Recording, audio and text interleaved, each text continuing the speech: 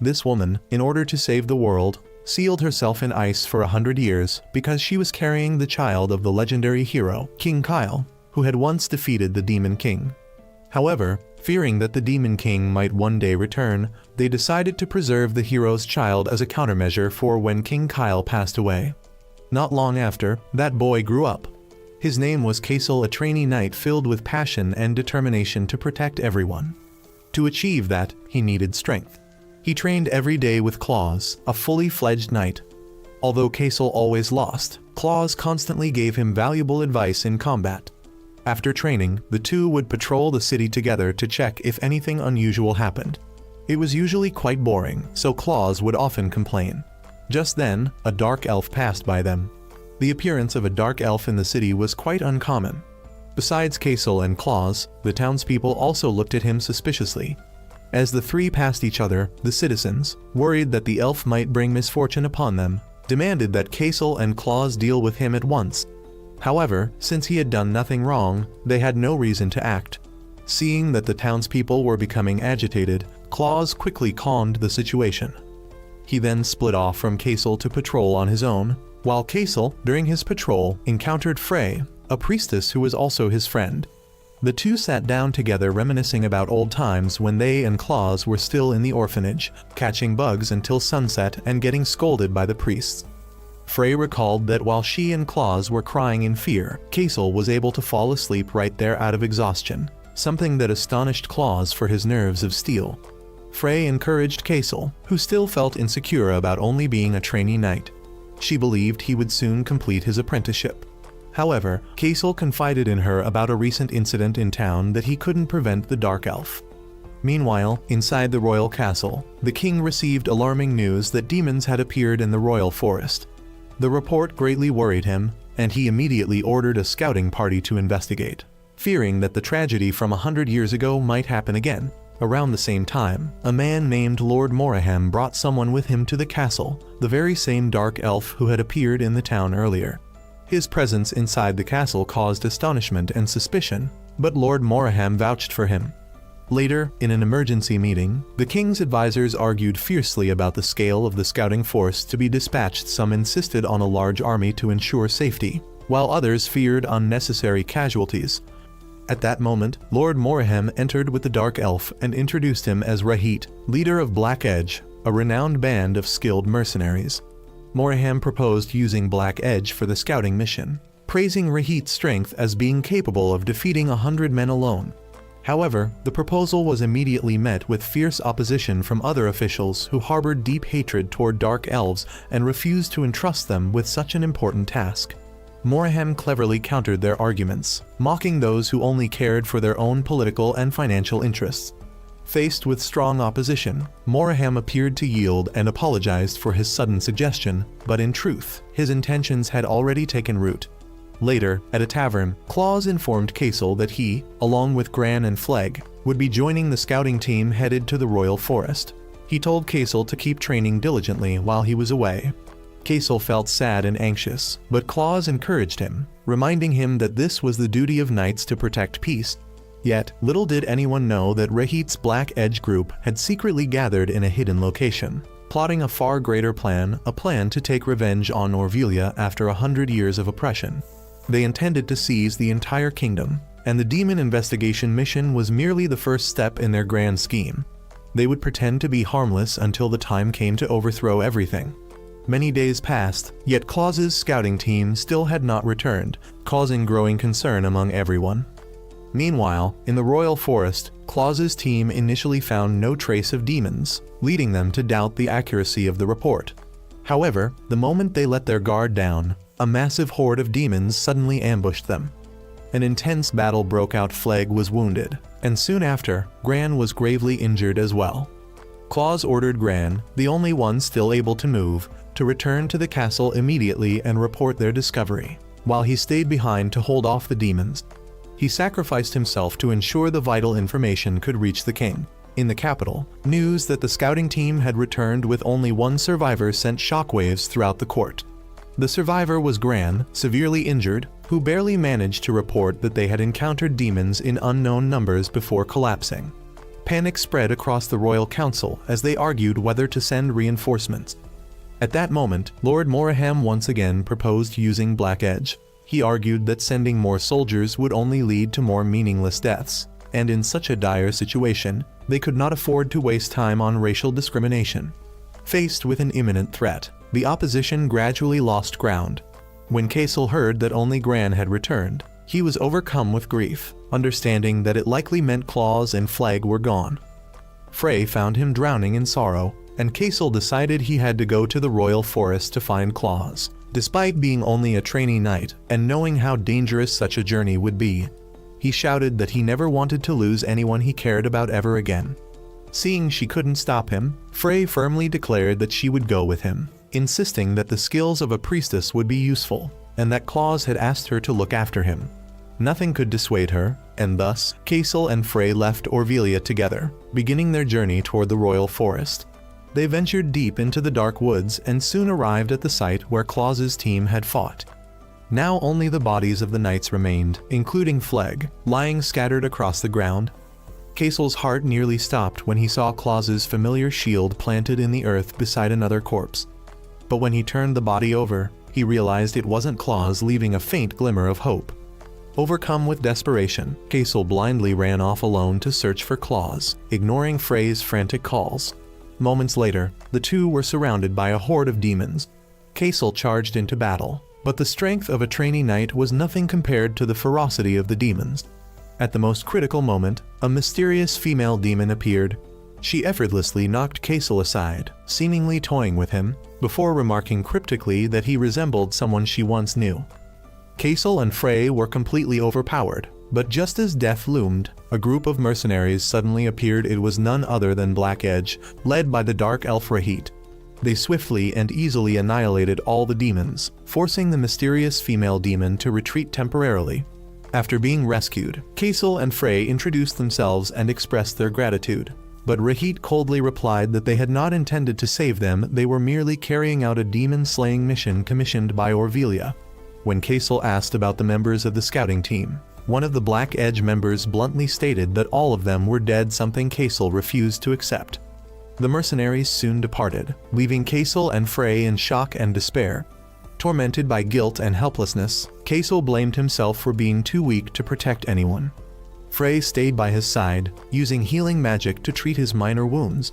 Just then, two strangers appeared: a cheerful girl who introduced herself as Cleo, a mage, and her companion Roy, her bodyguard. Cleo happily announced that they had been sent by someone named Dominix to find Kasel and Frey. When they heard the name Dominix, Kasel and Frey realized it was the old wizard who had once visited them at the orphanage. Cleo revealed that Dominix was none other than the Great Sage, and that he wanted them to come to the Tower of Sages, a place only those chosen could enter. With a magic spell, Cleo summoned a great tower floating high in the sky. Kasel and Frey were astonished by the magnificent sight, and together with Cleo and Roy, they entered the tower, where they met Dominix again. He looked exactly the same as when they last saw him. Dominix revealed his true identity as the Great Sage and explained that he had always been watching over them.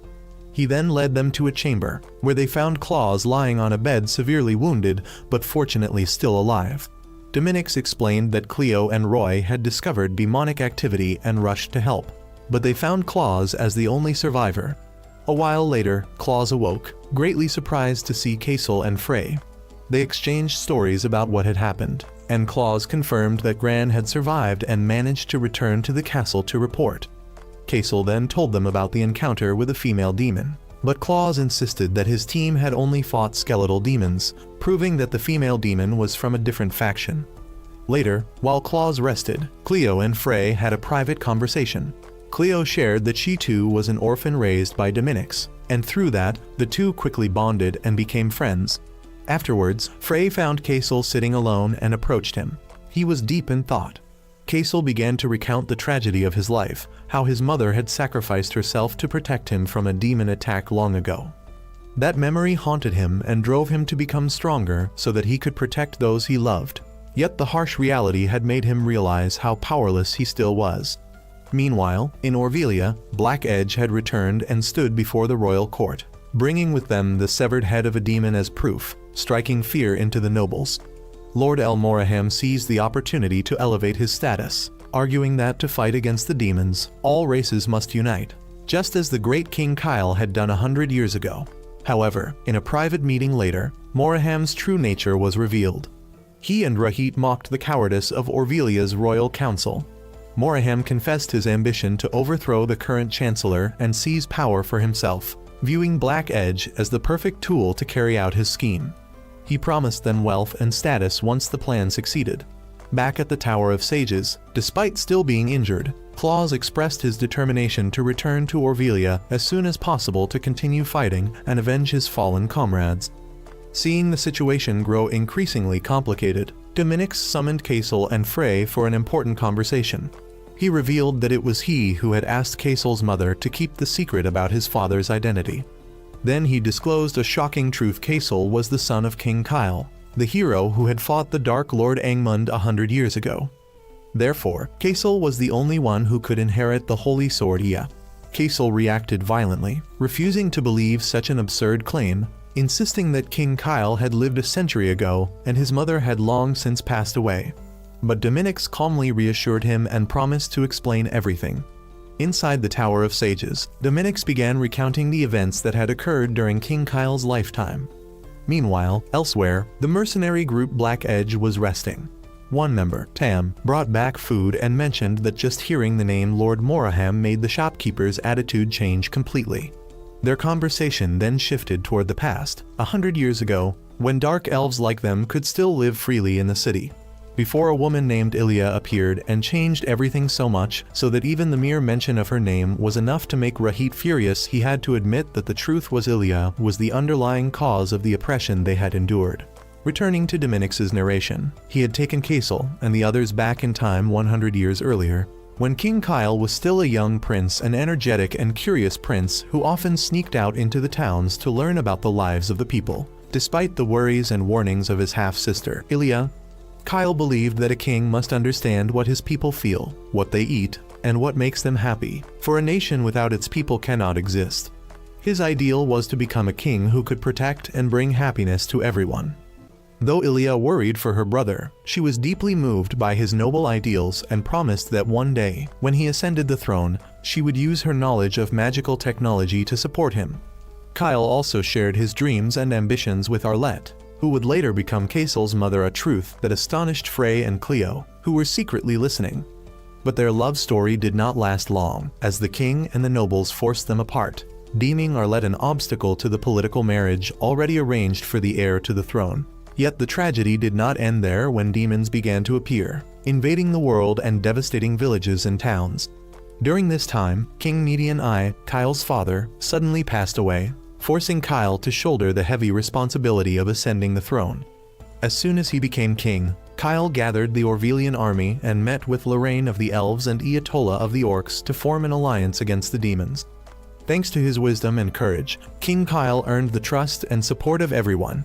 However, the demonic forces were vast. In one battle, King Kyle was injured and found Arlette in a shelter, where he was overjoyed to learn that she was carrying his child, a son he would name Kasel. The unborn child gave King Kyle renewed strength and determination to protect the world. As if responding to his wish, the goddess of light Lua appeared and granted King Kyle the Holy Sword Ea, the only weapon capable of destroying the Dark Lord Angmund, along with a prophecy that when a red ring encircled the moon, the Dark Lord would appear. While King Kyle gathered his forces, Ilya devoted herself to researching magical technology, hoping to aid her brother, a deed that would later be twisted by history as an attempt to forge a false holy sword, an act of blasphemy against the goddess Lua. Dominix explained that on the fateful day 100 years ago, when the night sun aligned with the moon to form the Red Ring, a sorcerer named Malduk used forbidden magic to open a spatial rift, summoning the Dark Lord Angmund. With the Holy Sword Ea in hand, King Kyle and his allies set out to confront Angmund. Meanwhile, Ilya had completed her research and rushed after King Kyle, but she was slain by demons on the way and never saw her brother again. The final battle was unimaginably fierce, and afterward, both King Kyle and Angmund disappeared, leaving only the Holy Sword Ea behind. Following that, demonic activity began to wane, and peace returned. Yet no one knew where King Kyle had gone, and Malduk had escaped. The tragedy continued when Ilya was tried posthumously and convicted of blasphemy against the goddess, leading to the persecution of all dark elves in Orvelia, including her entire family. The injustice and suffering fueled the hatred of people like Rahit, who believed that while the past could not be changed, the blood debt owed by Orvelia must one day be repaid. After hearing the entire story, Kasel asked about his mother's fate over the past 100 years.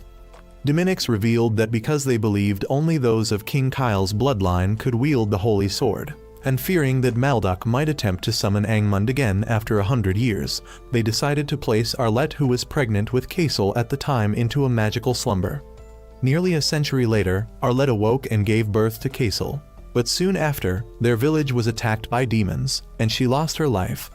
It was Dominix himself who took Kasel to an orphanage and secretly watched over him all this time. Now, as the night sun was about to align with the moon once more, and the increasing demonic activity signaled the return of the Dark Lord, Kasel, though still doubtful about his own identity, resolved that he wanted power, he wanted the holy sword so he could protect everyone. Thus, he asked Dominix how to obtain it, and Dominix told him that the first step was to break the seal by going to the Illidora forest to meet Lorraine, the great sage of the elves and one of King Kyle's former companions. Since Dominix could not leave the Tower of Sages, he sent Cleo and Roy, who had overheard the entire story, to accompany and support Kasel and Frey. Cleo was overjoyed, thrilled to finally leave what she considered a boring tower. Kasel then went to say goodbye to Claus, who, after hearing the entire story, was deeply shocked but supported his friend's decision. He promised to protect Orvelia while they were gone. Finally, with the determination to uncover the truth about himself and gain the power to protect those he loved, Kasel set out with Frey, Cleo, and Roy, beginning their journey toward Illidora Forest. Before long, they arrived at the forest, where Cleo couldn't hide her disappointment, having expected to visit somewhere more exciting. She also bluntly expressed her skepticism about Kasel's royal lineage, finding it hard to believe that an ordinary boy like him could be the son of the legendary hero king. However, Frey believed they were being guided by the goddess Lua. As their conversation continued, a horde of demons suddenly appeared. Roy swiftly and skillfully defeated them, but another wave immediately attacked. Just as the situation turned dire, a female elf appeared and effortlessly annihilated all the demons with a single arrow. Kasel and the others approached to thank her, and the elf introduced herself as Selene, sent by her master, the great sage Lorraine, to guide Kasel. She told them that her master had been waiting for them, though she coldly clarified that her orders were to guide Kasel alone. This annoyed Cleo, but they decided to follow nonetheless. Upon entering the forest, the group immediately sensed a hostile atmosphere. The hidden voices of elves whispered all around them, calling humans tainted beings and demanding that they leave at once. Cleo grew angry and wanted to confront them, but Kasel stopped her, saying that as outsiders, they shouldn't cause trouble, they only needed to reach Master Lorraine quickly. However, as they walked, Selene suddenly vanished, and they soon realized they had wandered into a dead end. It was then that Roy recalled another name for Illidora Forest, the Lost Forest, where elves and treants, the ancient tree people, would often trick and mislead intruders to make them lose their way. Meanwhile, Selene found herself surrounded by treants, who seemed to be protecting her. Selene explained that she understood their mistrust of humans, she herself shared that feeling, but this was the wish of her master, Lorraine. Faced with the treants' firm resistance, Frey gently pleaded with them to let the group pass. At that moment, an adorable young treant suddenly appeared and signaled for them to follow. Everyone was surprised, but they had no choice but to go along. They soon reunited with Selene, who explained that the young treant was named Necha and warned everyone not to harm it. Since night had fallen, the group decided to set up camp and rest for the night. Kasel startled everyone when he casually ate a mushroom that looked extremely poisonous, only to comment that it tasted delicious. A special friendship then began to blossom between Kasel and Necha, whom Cleo nicknamed Chibai, as they played together. Kasel taught Chibai how to hold a branch like a sword, and as Selene watched, she couldn't help but admit that perhaps Necha saw something in Kasel that she herself could not. She began to wonder if humans were truly as wicked as she had always believed. Meanwhile, Frey, Cleo, and Roy discussed Kasel and the Holy Sword. They debated the difference between being chosen by destiny, like King Kyle, and gaining power through one's own effort. They also speculated about the true power of the Holy Sword and the return of the Dark Lord Angmund.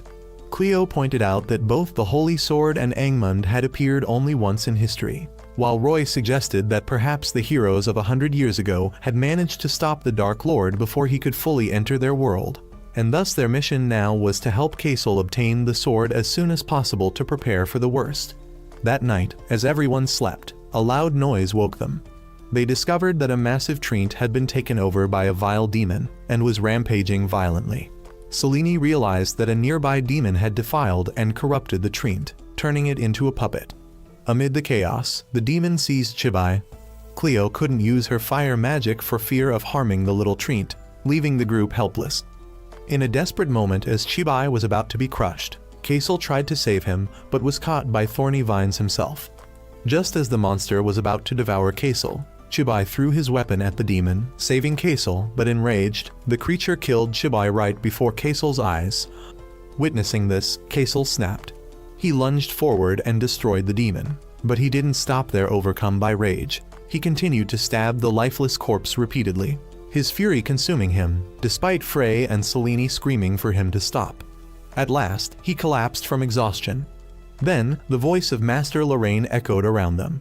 She had seen everything and posed a question to Selene whether Kasel, with such wrathful power, truly deserved to inherit the Holy Sword. The great sage Lorraine appeared, thanking Kasel and his companions on behalf of the forest for cleansing Elidora of the demon's corruption.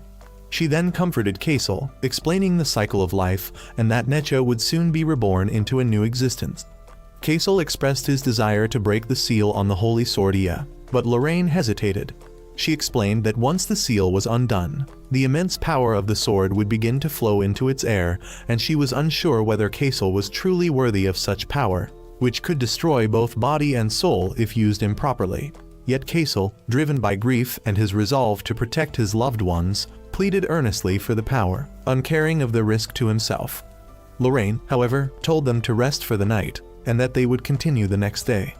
When they reached the resting place, Frey asked permission to bury Necha in a spot the little treant had loved, and Selene led them to a clearing where they all bid farewell to their small friend and offered their parting words. Later, in a private conversation with Selene, Lorraine asked her opinion of Kasel, whether he was worthy of the Holy Sword. Selene hesitated, saying she could not answer yet since she had only known him for a short time, and then left. Outside, however, Selene still couldn't stop wondering, was Kasel truly worthy?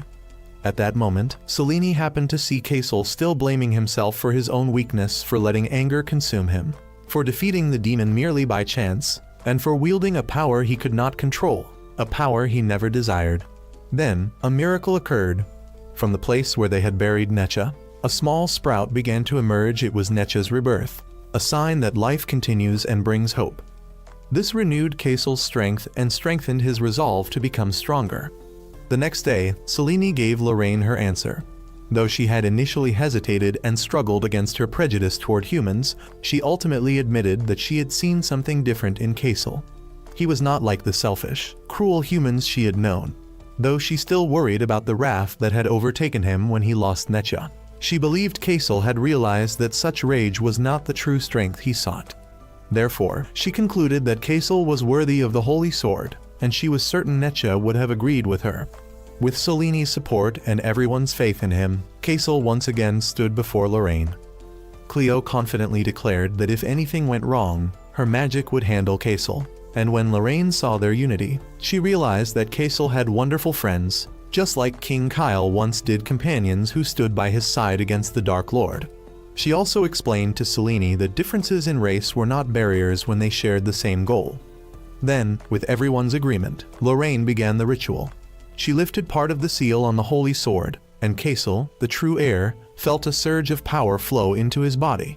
Although there was no immediate visible change, Lorraine explained that he would soon feel the strength within him. She also revealed that 2 seals still remained, one held by Iatola, leader of the orcs on Mount Ogria, and the other by Pavel in the snowy mountains of Windland. No sooner had the first seal been broken than the demon worm suddenly revived and attacked again. Lorraine explained that some demons could leave behind seeds that allowed them to regenerate. This time, however, Kasel was completely different. With his newly awakened power, he fought calmly and decisively, ultimately destroying the demon completely, avenging Chibai's death. Before they departed, Lorraine blessed them, saying she believed Kasel would gain the support of many allies, and that their bonds would lead him to success. Selene admitted she now trusted Kasel and his companions. Together, the group bid farewell to the Elidora forest and their small friend, Chibai. Meanwhile, in the royal capital, Lord Moraham continued his schemes. Exploiting the cowardice of the royal court, he pushed the Black Edge unit to the front lines, aiming both to secure achievements for Rahit and to weaken the Knight's forces, all serving his ambition to seize power. After leaving the forest, Kasel's group headed toward their next destination, Mount Ogria. They decided to stop by villages and towns along the way to rest and gather information. During their travels, Cleo teased Kasel, saying that if things were different, he would be a prince. But Kasel insisted that he just wanted to be himself, an ordinary Kasel. However, their journey was once again interrupted when the mysterious demon woman from before appeared. This time, she came alone, without any demons, her only intent being to have some fun. A battle broke out, and when Kasel attacked, she sensed the power of the holy sword emanating from him. In a moment of pride, Cleo blurted out that Kasel was the son of King Kyle, a revelation that surprised the demon but didn't frighten her. She called the holy sword Lua's curse and asked Kasel if he wished to become the goddess's puppet, before vanishing, leaving Kasel bewildered. In the days that followed, Kasel's group continued their journey toward Mount Ogria, eventually arriving at a bustling town. At the same time, Cleo couldn't hide her excitement and immediately planned a sightseeing and food-tasting tour, arguing that everyone was tired and needed a break. She cleverly persuaded the group that they should spend the whole day in the town and rent a cozy inn instead of continuing to camp outdoors. And so, the group quickly immersed themselves in the lively atmosphere of the town. However, their joy was short-lived when Cleo spent all the money they had, putting them in a difficult situation. They now faced the prospect of sleeping outside once again. Not wanting to do that, Cleo suggested they find a job to earn some money, and the idea was quickly welcomed by everyone. They found a restaurant willing to pay them and offer a spare room to stay in. The group quickly got to work, each taking on a role. Frey served customers, Cleo and Roy helped in the kitchen, while Kasel remained troubled by the words of the female demon. He couldn't understand why the holy sword, the weapon King Kyle had used to protect everyone, could be called a curse. Meanwhile, in the kitchen, Cleo, encouraged by the others' flattery, performed a bit of magic to entertain them. But unfortunately, a spark flew out and caused a small fire. Although the fire was quickly extinguished, Cleo became deeply upset and guilt-ridden. That night, Roy revealed that this wasn't the first time Cleo had caused trouble. She had once blown up an entire building in the Tower of Sages. Roy explained that Cleo was a genius but inexperienced in the outside world, and that Dominix believed she needed to find her own way to properly use her potential. Hearing the story, Frey stayed beside Cleo to comfort her as she struggled with guilt. Cleo said she couldn't remember her mother's face, as her mother had died when she was very young. The only memory she had left was her mother's words, that the greater the power, the greater the sorrow. Frey gently encouraged her, saying that magic was the bond connecting her to her mother, and she would understand the meaning of those words as she continued to grow. The next morning, Frey discovered that Roy had disappeared, leaving behind only a note saying he went to earn money. At the same time, Cleo found a job at a restaurant on the outskirts of town called Madame Wolf's Tavern. The group decided to go there, where they found an old, worn-down restaurant standing in a desolate area scattered with large rocks. Madame Wolf, an elderly and somewhat irritable woman, immediately assigned them a mountain of chores. With her stubborn personality, Cleo got into a heated argument with Madame Wolf, but eventually had no choice but to follow her orders. After a hard day's work, Madame Wolf treated them to a hearty, delicious meal and explained that her restaurant rarely had customers. When Cleo offered to help using fire magic, Madame Wolf immediately stopped her and told them that the land had once been a thriving town but was burned down 30 years ago during the war. Her family had also perished in the flames, and the rocks they saw were actually makeshift graves. She warned Cleo that she knew the terrifying power of fire well, and said that a mage in the past had tried to protect them, but ended up causing an even greater tragedy. Madame Wolf's words made Cleo realize the deeper meaning behind her mother's advice that even a small mistake could bring catastrophic consequences. Just then, a horde of demons suddenly attacked the restaurant. and the group quickly jumped into battle to protect Madame Wolf. However, Cleo, haunted by the old woman's story, couldn't bring herself to use her fire magic. But Madame Wolf shouted at her, saying that the present mattered more than the past and that she had to live to protect her friends. Those words awakened Cleo. She realized that her magic existed to protect those she loved. With newfound strength, she unleashed a massive fireball that burned the entire horde of demons to ashes. After the battle, Roy unexpectedly reappeared with a large bag of money, making Cleo both relieved and furious. After this painful yet meaningful experience, Cleo seemed to have matured. She finally understood that to protect everyone, she could not afford to face things half-heartedly. In the royal capital of Orvelia, the Black Edge mercenary group, led by Rahit and backed by Lord Moraham, was steadily carrying out their plan for revenge. They had succeeded in building their reputation by continuously exterminating demons, and now they were getting closer to their ultimate goal, taking control of the entire kingdom. Meanwhile, in the royal castle, Princess Scarlet, commander of the Royal Knights, and Chancellor Bale were listening to a troubling prophecy from the astrologer Ophelia. Ophelia warned that the day of Lee, the goddess of darkness, was approaching, and on that day, when the night sun aligned with the moon, the Dark Lord Angmund would return to spread terror across the world. This news heightened their anxiety, as Orvelia no longer had the holy sword Ea. King Kyle was long gone, and the current king was gravely ill. Yet Princess Scarlet declared that the Knights of Orvelia would fight to protect the kingdom. Shortly after, Bale arranged a meeting between Rahit and Princess Scarlet. She expressed her recognition of Black Edge's achievements and made an offer inviting them to join the ranks of the Knights and cooperate in the upcoming campaigns. Although Rahit was scheming in his heart, he quickly accepted the offer. This made the members of Black Edge rejoice, believing it to be a great advancement. However, Rahit immediately crushed their excitement, reminding them that their ultimate goal was not some hollow title, but the overthrow of Orvelia itself, and joining the Knights was a golden opportunity to infiltrate and destroy the enemy from within. At the Knights' meeting the next day, Princess Scarlet officially introduced Rahit as a new ally, a decision that immediately drew fierce opposition from Zero, who always despised dark elves and brought up Ilias's crimes. However, Princess Scarlet firmly defended her decision, asserting that Ilias's sins had nothing to do with Black Edge, and that in this dire situation, they needed the help of everyone. With arrogance, Zero deliberately insulted Rahit by calling him a filthy rat and threw a bag of coins at him. But Rahit returned it and calmly warned Zero that instead of worrying about rats, he should focus on dealing with the demons, a sharp reply that left Zero speechless. Later in the meeting, Rahit pointed out flaws in the kingdom's defense system and proposed more effective strategies, further boosting his credibility in Princess Scarlet's eyes. Yet Zero's hostility didn't stop at words. He went to his father and other nobles to convince them to oppose Black Edge. Although unsuccessful, he refused to give up. Not long after, while Tam was out buying supplies, a merchant gifted him bread for free in gratitude for their deeds, but the brief moment of joy was shattered when a group of thugs suddenly attacked him. Despite being feverish and wounded, Tam tried to restrain himself to avoid a major fight. Fortunately, his comrades arrived in time to save him. Upon returning and treating his injuries, Rahit realized that the attackers were not random, they were connected to Zero.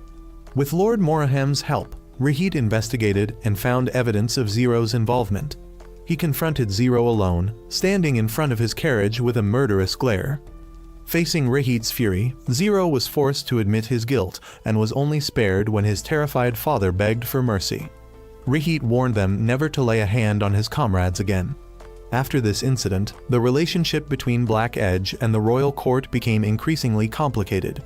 Princess Scarlet personally apologized to Rahit for Zero's actions, an act that especially surprised the Black Edge members, particularly Tam. But Rahit reminded them that they could not trust anyone in Orvelia, for these were the very people responsible for the deaths of their families. The painful memories of the past flooded back the day when Rahit and his younger sister Ripine witnessed the brutality of the Orvelians. Those memories became the flames that fueled his vow of revenge. Meanwhile, in a distant land, Malduk, the one who had summoned Angmund 100 years ago, and the mysterious demon woman named Maria were preparing for the Dark Lord's return. They knew that the day of Lee was approaching, and Maria's urgent mission was to find the holy sword Ea before their plan was set in motion. At the same time, Kasel's group was traveling through a desolate region. where a small argument broke out between Cleo and Kasel when Cleo accused him of favoring Frey. However, the tension was quickly diffused by Roy, and they soon arrived at a small village where they met a young girl with a sorrowful expression. The village had become a refuge for survivors from a nearby town that had been attacked by demons. The village chief, Hendel, explained their difficult situation, and Frey immediately began treating the wounded, while Kasel and the others helped rebuild the houses. Frey took particular notice of the girl they had met, Elise, who neither spoke nor smiled and remained lost in silence. Frey realized that the girl's wounds could not be healed by magic alone.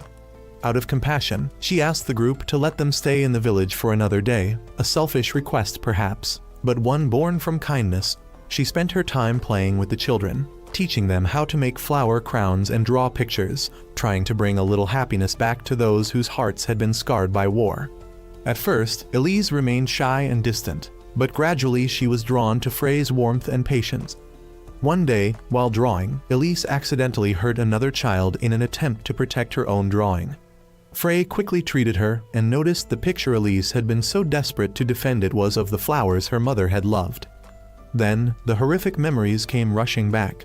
Elise began to cry and confessed that her mother had been killed by demons. Her broken words revealed the deep pain hidden in her heart. To help Elise overcome her grief, Frey came up with an idea. Together, they gathered those flowers and used them to bake a special cake. The sweet aroma filled the air, drawing everyone in, and when they tasted it, the villagers were delighted and surprised. Frey gently encouraged Elise to bake another cake herself for everyone, and for the first time in a long while, a bright smile bloomed on Elise's face. Witnessing the miraculous change, the village chief invited Frey to stay, a proposal that made everyone, especially Cleo, uneasy. But they trusted that Frey would never abandon them. On the day of their departure, Elise, terrified of being separated from Frey, tricked her into entering a storage shed and locked the door, begging her to stay forever. When Frey went missing, Kasel and the others began searching. Kasel found Elise and, with his gentle nature, persuaded her to reveal where Frey was locked up. Inside the shed, though trapped, Frey did not get angry. She understood that Elise's actions came from loneliness and fear. At that very moment, a giant demon suddenly attacked Kasel and Elise. Frey, trapped inside, could only watch helplessly as Kasel fought. Determined to protect them, she used all her strength to break through the wooden wall and unleashed her magic just in time to shield Kasel from a fatal blow. The battle ended when Kasel finally defeated the demon. Elise, after being saved, ran to embrace Frey, apologizing tearfully for what she had done. Frey gently forgave her. Before leaving, Frey promised Elise that she would grow into a strong person and bake even more delicious cakes, and that they would meet again one day, a promise that filled the girl's heart with hope and joy. As they continued their journey, Cleo and Roy resumed their ongoing bet over cookies, and this time, Cleo had to admit defeat. Continuing their journey, Kasel's group arrived at a deserted town, a place that had once been attacked by demons. They immediately felt a strange and unsettling atmosphere, and Roy's suspicions were confirmed when a man who appeared to be a villager suddenly transformed into an undead and attacked them. Roy swiftly struck it down, but soon after, the entire town seemed to come alive, with hordes of undead rushing out from all directions. The group had no choice but to flee, and they were fortunate to find shelter in a house lit by lanterns. The man inside, named Johann, explained that those undead were once the villagers themselves. After being attacked and killed by demons, they had returned as corpses possessed by dark power, endlessly attacking the remaining survivors. Johann was the only one left, having barricaded himself in his home to survive. However, when Frey mentioned Elise, the young girl they had met at the refugee village, Johann was deeply moved and confirmed that Elise was his daughter. Though overjoyed to know she was still alive, Johann stubbornly refused to leave the town to find her, a decision that confused everyone and especially angered Cleo. That night, while everyone rested, Roy explained further about the undead. They were corpses controlled by demonic energy, without souls or memories, and there was no way to save them. The cruel truth broke Frey's heart. Later that night, Kasel overheard Johann speaking softly in the basement. Curious, he looked down and was horrified to see an undead chained to the wall. It was Lisa, Johann's wife and Elise's mother. Kasel and Roy confronted Johann after discovering the truth, and in despair, Johann confessed that after the demon attack, Lisa had returned as an undead. Unable to accept her death, he had kept her imprisoned, caring for her as if she might recover one day. Roy bluntly told Johann that Lisa was dead and that no undead could ever be cured. But Johann remained blinded by grief, insisting that she was merely ill and that he couldn't abandon her. Hearing Johann's torment, Kasel remembered his own pain of losing his mother and shouted, trying to wake Johann from his delusion. He told him that Elise, his living daughter, needed him now, and that he still had a chance to protect her, unlike Kasel, who had forever lost his own chance.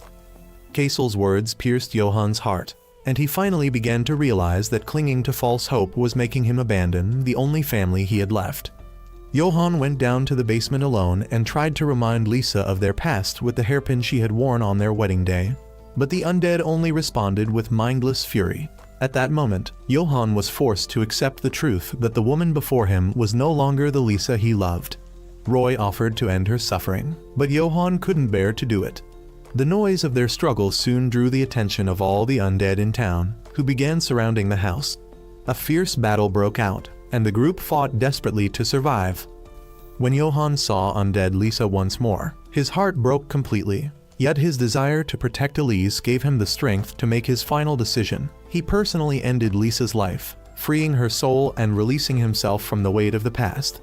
When the battle was over, Kasel used his power to destroy the remaining undead, declaring in the glow of light that he would protect everyone.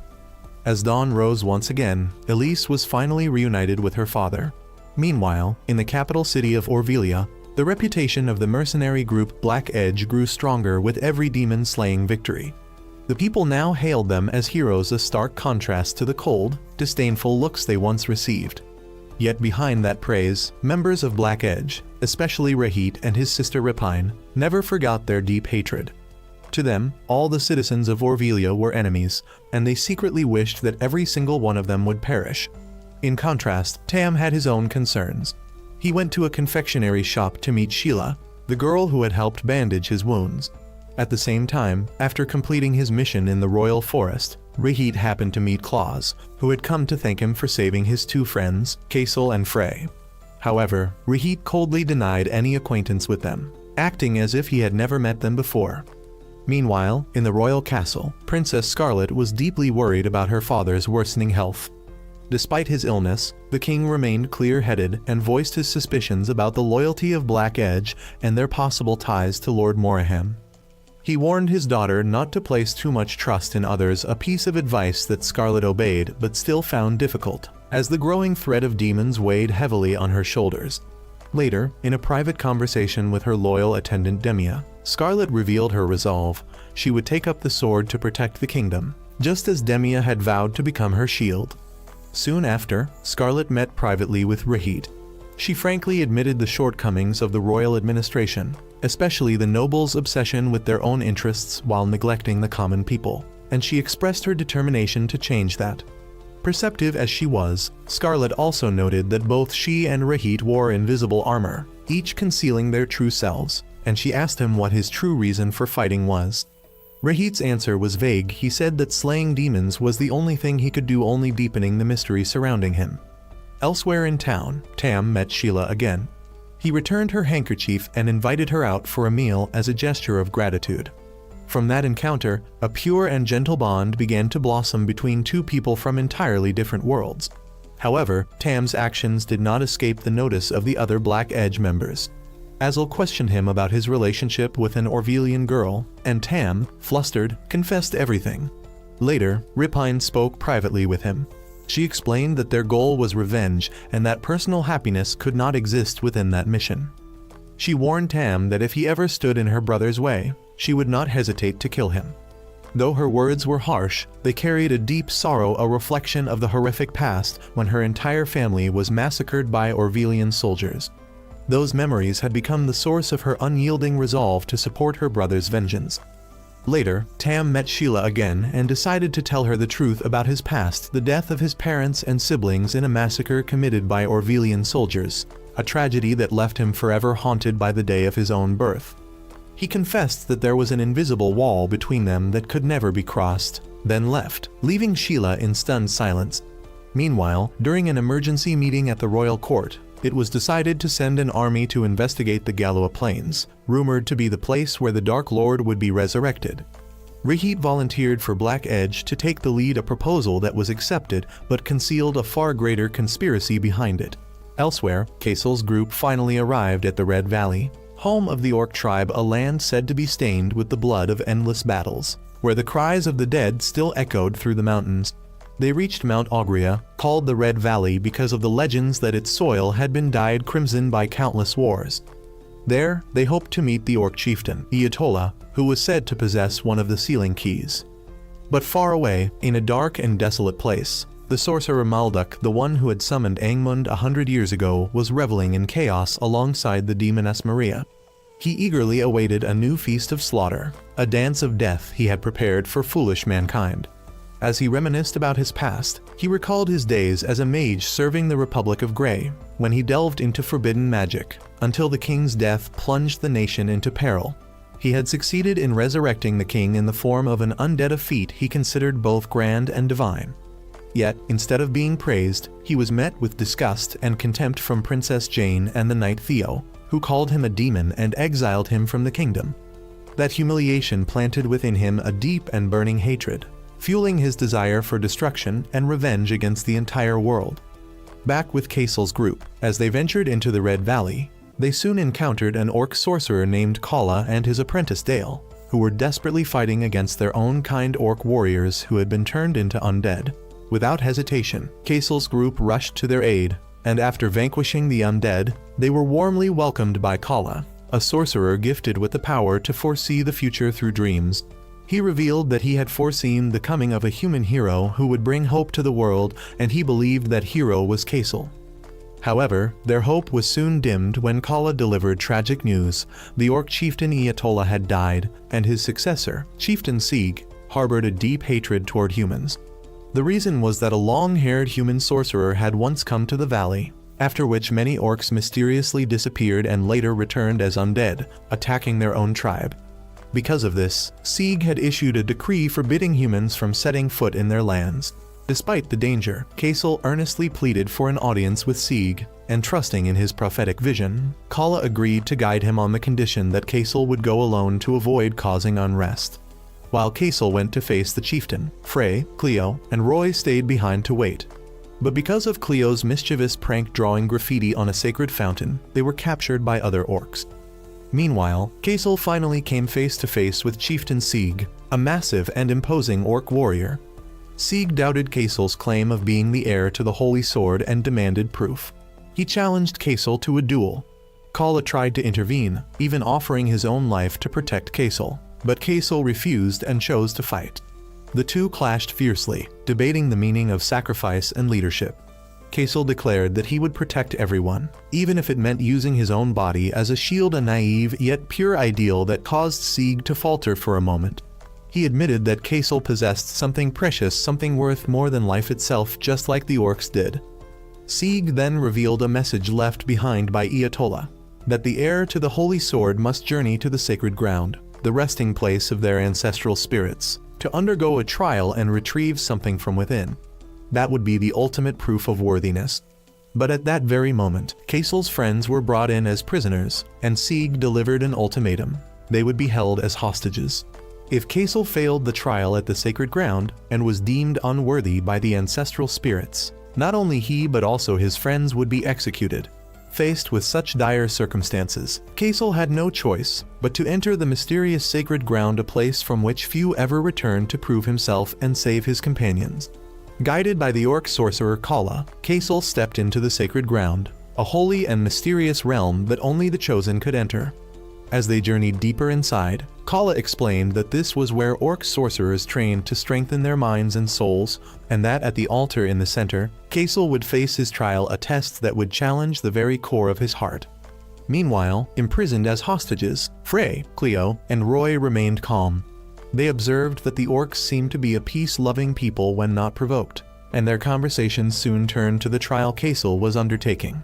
Roy expressed his belief that since Kasel was the true heir, the outcome was already destined, though he couldn't help but wonder what would happen if someone else entered the trial instead. However, their discussion was abruptly interrupted when Cleo's teasing of the orc guards caused trouble, prompting the guards to transfer all three of them to another location. At that moment, Kasel had reached the central altar, where the mysterious voices of the ancestral spirits echoed, demanding that he show them his heart whether it was strong or weak, and immediately, Kasel was pulled into an illusionary world, a world born from his deepest desire. There, he found himself living a peaceful and happy life beside his long-deceased mother. Every morning, he woke to her voice, shared breakfast, and enjoyed tranquil days together. Yet, as those perfect, happy days repeated over and over, a vague sense of unease began creeping into his mind. Kasel felt something was wrong, something subtle, but deeply significant, and in a moment of clarity, he confronted the painful truth, shouting that his mother was dead.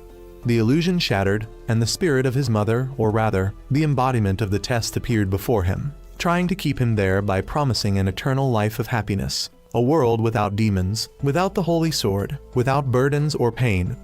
But even with his heart breaking, Kasel firmly refused. He knew his friends were waiting for him, and that countless others were still suffering outside. He couldn't selfishly lose himself in a sweet dream. With a final farewell to his beloved mother, he completely broke the illusion. After overcoming the trial, the spirit of Chieftain Ayatollah appeared and congratulated Kasel for defeating his own illusion, an illusion meant to test the hearts of mages by showing them the world they most desired. Ayatollah explained that the human heart is fragile and easily tempted by false happiness, and had Kasel's heart been any weaker, he would have been trapped there forever. At last, the spirit of Ayatollah bestowed upon Kasel a talisman proof demanded by Chieftain Sieg. Kasel then emerged from the Holy Land and joyfully reunited with his friends. He presented the talisman to Sieg, and the Orc chieftain kept his promise, performing the ritual to release the second seal of the Holy Sword. Yet even after both seals were removed, Kasel felt no visible change in power, much to Cleo's disappointment. Sieg explained that the trial was designed to attack the weakest part of one's heart, and he advised Kasel to remember what had happened to turn that weakness into strength and become a true warrior, like the great King Kyle of old, who had always fought on the front lines. He also revealed that when the time came, he and the Orc tribe would fight alongside the heir of the Holy Sword, just as they once stood with King Kyle 100 years ago. However, their conversation was abruptly interrupted by the arrival of Malduk, the long-haired sorcerer who had turned the orcs into undead. Having sensed the Holy Sword's power, he had come to claim it. Battle erupted instantly. Malduk was overwhelmingly powerful, striking Sieg down with a single blow. Kasel and his group charged in, but their strength was no match for him. Amid the chaos, Frey was gravely injured by one of Malduk's attacks. Witnessing this, a furious surge of power exploded from within Kasel. He launched himself at Malduk in a berserk assault, and even the sorcerer was shocked by the raw force Kasel unleashed. Though Kasel managed to drive Malduk back, he could not control the power coursing through him and eventually collapsed, unconscious. After tending to Kasel's wounds, Frey began writing a letter to Claus while Kasel remained in a deep sleep following the fierce battle. Her letter was not only a message of concern, but also a recounting of their arduous journey together, a destiny she believed had been preordained for them all, especially for Kasel, the one fated to bear the burden of becoming the heir to the Holy Sword. Frey's stream of memories began from the moment they left the Tower of Sages, parting ways with Claus to embark on a true adventure. Their first destination was the Elidora Forest, a place both beautiful and perilous, where they sought to meet the great sage Lorraine of the elf tribe. There, they were guided by an elf named Selene, but her distrust toward humans led the group astray into the labyrinthine woods, where spirits and treants loved to play tricks, causing intruders to lose their way. Yet, it was precisely there that a special friendship blossomed between Kasel and a small, adorable treant named Necha, whom Cleo fondly nicknamed Chibai. Necha's innocence and trust made Selene begin to question her own prejudice against humans. She started to notice something different in Kasel, a sincerity she had never seen before. However, tragedy struck when a vile demon corrupted a massive treant and attacked them. Amid the chaos, Chibai was slain right before Kasel's eyes. The pain of losing his tiny friend drove Kasel into an uncontrollable rage, and he launched a furious assault on the demon. Seeing this, Lorraine, who had been observing everything, began to hesitate, wondering whether Kasel was truly worthy of the Holy Sword's power, a power capable of destroying both body and soul if used wrongly. But after witnessing Kasel's remorse and his determination to grow stronger in the right way, along with Necha's rebirth as a new sprout and, most importantly, Seleni's faith in him, realizing that Kasel did not seek the power of anger, but the strength to protect Lorraine, finally agreed to unseal the first seal of the Holy Sword and revealed the path to their next destination, Eatola of the Orcs and Pavel of the distant Windland Mountains. Frey's thoughts then drifted through the roads they had traveled and the people they had met. She remembered Lady Volf, a woman who had lost her entire family in a wartime fire. Her story helped Cleo understand her mother's words, that the greater the power, the deeper the sorrow, and that her magic should be used to protect her friends, not as a tool of reckless pride. Frey also recalled Elise, the orphan girl who had lost her mother in a demon attack, whose soul had been so deeply scarred she could no longer smile. It was through Frey's patience and warmth that Elise rediscovered her laughter, and through that, Frey herself learned how to face the pain of others. The letter then recounted their encounter with Johann in a town overrun by undead, where the group was forced to face a cruel truth that the undead were nothing but lifeless corpses controlled by demons beyond salvation. With his strength and unwavering resolve, Kasel helped Johann free himself from the tormenting memory of his late wife so he could live on for Elise, his only remaining daughter. Finally, Frey's memories returned to the most recent events at Mount Ogria, where they faced the hostility of the Orc tribe caused by Malduk's actions, yet also found hope in the prophecy of the Shaman Kala. Frey remembered how Kasel had bravely faced Chieftain Sieg's trial in the Holy Land, where he battled the illusion of a peaceful life beside his deceased mother, and with steadfast resolve, overcame it, earning Sieg's recognition, who then unsealed the second seal. Yet their joy was short-lived when Malduk appeared, and in that fierce battle, when Frey was gravely wounded, Kasel let his emotions overtake him, unleashing uncontrollable power before collapsing. Though the orcs now praised Kasel as a true hero, Frey's heart was heavy with sorrow. She wondered if a hero protects everyone, then who will protect the hero? Just as Frey sank deeper into those thoughts, Cleo appeared beside her, cheerful and optimistic as always, lifting Frey's spirits once more. She said that it was precisely because Kasel carried such a heavy burden that they had to stay by his side to support him, and Cleo's faith in Kasel, in their friends, and in the future filled Frey with renewed strength. Frey realized that as long as she was with these companions, nothing was impossible. With newfound belief and hope, she ended her letter, promising Claus that she would never give up, and that they would continue their journey together until the day they met again. Little did anyone know that while Kasel was still fast asleep and his friends were rekindling the flame of hope, in the capital city of Orvelia, preparations for a grand expedition to the Galua Plains were taking place in great haste. At the center of attention stood none other than the mercenary group Black Edge, who had shed their reputation as outcasts to become heroes in the eyes of the people, especially children, who welcomed them warmly. It was a change Rahit cynically remarked would make their wine taste better, yet deep down, he and his comrades never forgot their ultimate goal to secure absolute status so that no one could ever look down on them again. Later, at the royal castle, the Black Edge group had an official audience with Princess Scarlet, the supreme commander of the knights. The meeting began with some chaos as Azel acted disrespectfully and overly casual, but Scarlet handled the situation gracefully, maintaining composure and greeting them with poise. She declared that among the knights, she was not a princess but a commander, and that she would personally join them on this expedition.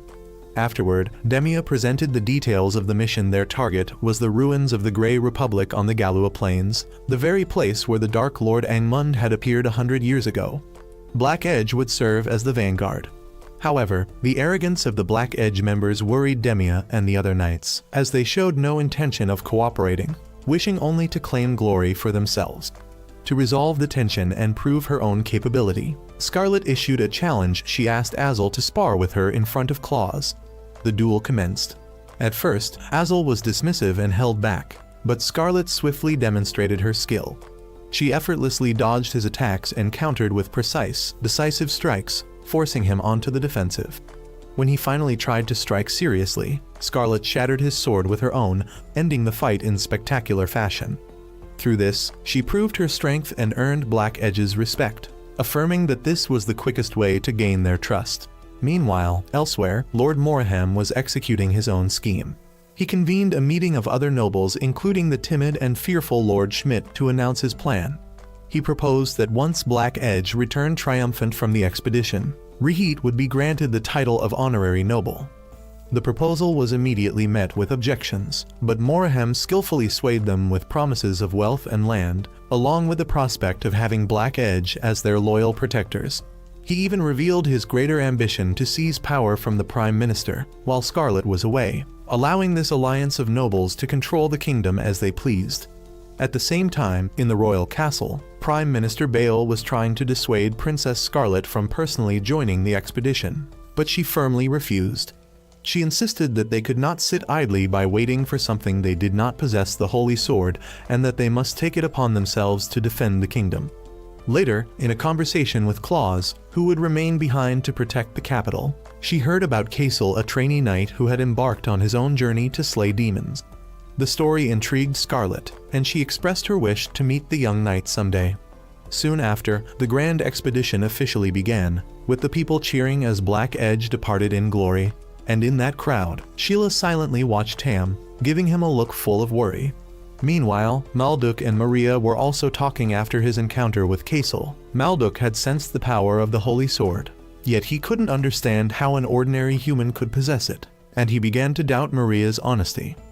As night fell and the entire army made camp, Rehit gathered his members together, reminding them that their mission was only to investigate, though everyone understood that this was their chance to achieve glory, to return as heroes, and to carry out their plan to seize control of the kingdom. Meanwhile, Princess Scarlet had a brief conversation with Ripine. She felt a sense of kinship between the two of them, but Ripine coldly brushed it off, asserting that someone like Scarlet could never truly understand them. Eventually, they arrived at the Galua Plains, a barren, lifeless wasteland where not even an animal could be found. At first, the atmosphere was strangely calm, boring even, and the members of Black Edge began to joke around. But as they ventured deeper, a mysterious magic circle suddenly appeared beneath Tam's feet before he could react. He was instantly killed. The gruesome death of their comrade threw the entire Black Edge group into despair and rage. They screamed helplessly, convinced that a demon lurking nearby was the one responsible. Soon after, the demon appeared none other than Malduk himself. Princess Scarlet and Demia, who were standing guard, immediately felt an ominous chill. Scarlet couldn't shake off the unease left by her short yet cryptic conversation with Ripine, whose words still echoed in her mind. But that terrifying stillness was shattered when Malduk appeared out of nowhere. As the battle with the Dark Sorcerer was about to begin, Kasel, consumed by pain and fury over Tam's death, charged forward to attack, but Malduk only smiled wickedly. Then, to everyone's horror, Tam, whom they believed to be dead, suddenly stood up, blocked Kasel's strike, and killed him. Yet this was no miraculous resurrection. Malduk had turned Tam into an undead puppet, a soulless and merciless weapon under his control. Laughing cruelly, he commanded Tam to attack his own comrades, forcing them to face an unbearable choice. In the end, to free Tam from Malduk's control and protect the others, Ripine was forced to personally end her friend's life once again. The pain upon pain ignited the fury of Black Edge, and a bloody battle erupted between them and Malduk. However, with just a wave of his hand, he wiped out nearly the entire group. They fought desperately, recklessly, driven only by vengeance. Rehit and his sister managed to coordinate just enough to stab him once in the heart, but it only enraged him further. Malduk unleashed his power, blasting the siblings back. At that moment, Maria appeared. She noticed something strangely familiar about the pendant around Rehit's neck. To stop Malduk from killing the two siblings, Maria intervened, and just as the princess's army arrived, they were forced to retreat. Meanwhile, after nearly half a month of unconsciousness, Kasel finally awoke. Surrounding him were his friends and the kind-hearted orcs who had taken them in. Frey had been constantly by his side, caring for him, her face full of worry, as were everyone else's. Yet the first thing Kasel thought of upon waking was to continue his journey, for he knew Malduk had escaped, and the return of the Dark Lord was drawing near. Roy and Cleo tried to stop him, explaining that he had lost control of his power and fallen into a berserk state during the battle with Malduk. However, contrary to their concern, Dale praised that power as a miracle from the goddess Lua, a strength capable of obliterating evil and proof that Kasel was a true hero. This stark difference in perception left Kasel even more confused. Afterward, in a private conversation with Kala, Kasel expressed his fear. He was afraid that the power he had accidentally unleashed could harm the very people he wanted to protect. Kala listened quietly before giving his advice from the perspective of an orc. He said that the orcs valued both strength and spirit. A weapon could only be used properly when the one wielding it possessed a steady heart. He believed that Kasel had lost control because his heart could not manage the immense power of the holy sword. And to overcome that, Kala advised Kasel to hold firm to his ideals, to use that power not out of hatred, but to protect others. That night, unable to sleep, Kasel and Frey talked under the night sky. Kasel admitted that, although he couldn't remember clearly, he felt that anger and hatred had consumed him, a feeling entirely different from the fury he felt when he lost Chibai. This time, he had completely lost himself. He realized that simply pursuing strength wasn't enough. If he allowed his own heart to defeat him, he would never be able to wield the holy sword properly. It was Frey's sincere encouragement, her faith in his resolve, that helped Kasel regain his confidence. She reminded him that it was his stubbornness and his refusal to ever give up that had allowed him to overcome every hardship up until now. The next day, with his spirit restored, Kasel's group prepared to set out once more. The orcs, who had completely changed their attitude, now saw them off as heroes. Before they departed, Kala secretly revealed to Frey a troubling part of his prophetic dream, that on the path of war, Kasel would disappear. However, he reassured her that a prophetic dream was not an unchangeable fate but a warning, and he believed that Frey, who always stayed by Kasel's side, would be the key to changing that future. Continuing their journey toward the snowy Windland Mountains, Kasel's group passed through a small village, where an unexpected yet fateful encounter occurred. A lively and somewhat eccentric female mercenary named Rihanna suddenly appeared and mistook Frey for a noble lady named Elaine whom she had been searching for. Rihanna's excessive enthusiasm caused some confusion, especially when she began assuming that Roy was the one who had deceived Frey and even complimented his handsome looks. However, the misunderstanding was quickly cleared up, and Rihanna introduced herself as a mercenary hired to find the missing people from the village. She then offered to guide Kasel's group while giving them an important warning. They must not reveal that they were from Orvelia. Upon arriving in the village, they witnessed firsthand the deep hostility the villagers, especially the dark elves, held toward Orvelia. They called the kingdom a tyrant and a murderer, leaving Frey and the others feeling uneasy. Rihanna explained that for the past month, many villagers, regardless of race or age, had mysteriously disappeared, which only intensified the growing tension within the village. Although Roy believed they shouldn't get involved so as not to delay their journey, Frey's kindness and Cleo's stubbornness prevailed, and the group decided to stay and help. Yet tragedy struck again when Layden, a young dark elf boy close to Rihanna, also went missing.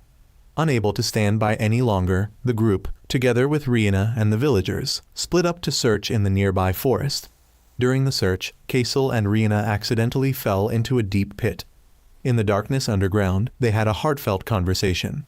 When Rihanna learned that Kasel was the heir to the Holy Sword, she was utterly astonished.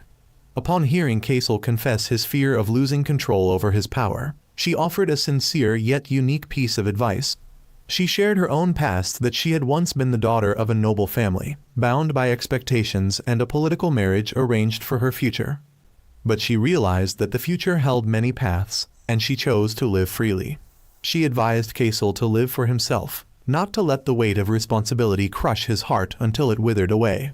She even teasingly suggested that he should give up the holy sword, marry Frey, and live an ordinary life. Rihanna's words, blunt yet light-hearted, touched something deep within Kasel. However, as they talked, they found Layden's shoe, and when they ventured deeper into the cave, they discovered a horrifying scene. All the missing villagers, including Layden, were imprisoned within giant spider silk cocoons. A monstrous spider demon appeared, and it had also captured Cleo. A fierce battle erupted. The demon was immensely strong and savage. During the fight, as Kasel was attacked, his fear of losing control over his power once again surged up, paralyzing him with hesitation. He feared that his strength might harm his companions. But at that life-or-death moment, when he saw Cleo about to be devoured and Rihanna in danger, Kasel overcame his fear. He realized he could no longer run away, he had to fight. With newfound determination, he unleashed all his strength to destroy the demon and rescued everyone. After the battle, the missing villagers were safely returned to their families amid overwhelming joy. Rihanna thanked Kasel and admitted that his way of life had its own worth. As they prepared to depart, she couldn't resist teasing Kasel one last time, leaving behind a light-hearted, unforgettable memory in their journey. Though brief, that encounter taught Kasel many things: that there is more than one way to live, and that facing one's fears is the first step toward becoming stronger. After the bloody battle at Galua Plains, the Orvelia knights fortunately found refuge in Elise's village, a brief moment of peace amidst the storm. Princess Scarlet and Demia were welcomed by the village mayor, and they expressed their gratitude for giving them shelter and allowing Rahit to be treated. The mayor replied that they were happy to help, partly because a young knight from Orvelia named Kasel had once saved their village. This revelation surprised Scarlet. She realized he was the very friend Claus had mentioned, and she was glad to know there were other allies out there fighting against the demons. Meanwhile, in the capital, news of the Black Edge group's annihilation spread like wildfire, sowing panic and fear among the populace. People began to doubt the kingdom's strength, and a dark, oppressive atmosphere enveloped the city. Back in the village, despite being cared for with great effort, Rahit remained in a deep coma, which deeply worried Scarlet and the other knights. They knew only he held crucial information about the type of demon they had faced. Though Scarlet was eager to return to Orvelia to prepare for war, she decided to stay until Rahit awoke, as she could no longer allow anyone to die in vain. During her days in the village, Scarlet found a small measure of peace playing with the children. She had a conversation with Johann, who spoke of the hardships they had endured and the incredible resilience of the children. His words strengthened Scarlet's resolve, reaffirming her determination to protect everyone. Finally, after many days, Rahit regained consciousness, but what awaited him was not relief, but a brutal truth. Scarlet had to tell him that he was the only survivor. All his comrades, his friends, his brothers had perished. The overwhelming shock shattered him completely. In anguish and despair, he ran outside, demanding to know why he alone had survived. Scarlet found him as he was drowning in grief, and she tried to comfort him, but Rahit's pain and hatred erupted violently. He revealed the entire truth: that Black Edge was a group formed by people whose families had been massacred by Orvelia, and that their purpose in coming here was not to cooperate, but to take revenge, to overthrow the kingdom that had brought them so much suffering. This revelation stunned Scarlet. She realized how blind she had been. She thought she understood her knights and her people, but in truth, she had known nothing of the pain they carried. Shame and guilt consumed her. She felt she had failed as a commander. However, instead of drowning in sorrow, Scarlet found comfort in Elise, the little girl who brought her a flower cake. Through that simple gesture, Scarlet realized that kindness and resilience still existed, even in the darkest times. Meanwhile, in a desolate forest, Rahit had run off in despair, seeking death, but was saved by a mysterious woman, Maria, the demoness who had appeared several times before Kasel's group. She healed Rahit's wounds and then revealed a shocking truth. The pendant he wore belonged to Eliao, a woman accused of blasphemy against the goddess Lua 100 years ago. Maria claimed to have been Elia's close friend and explained that history had been distorted. Elia had not created the fake holy sword to oppose the goddess, but to save her younger brother, King Kyle. Maria then showed Rahit a new path, a way to fulfill his vengeance by going to the Tower of Wisdom, where Elia's research lab and the fake holy sword still remained. Fueled by a new sense of purpose and vengeance, Rahit decided to follow the path Maria had laid before him. Meanwhile, Kasel's group, now filled with excitement, headed toward the snowy peaks of Windland Mountain, where they hoped to meet Pavel, the legendary hero who held the final key to unsealing the holy sword. Cleo was especially thrilled to meet such a great sorcerer, and everyone eagerly anticipated the moment the holy sword would be fully awakened.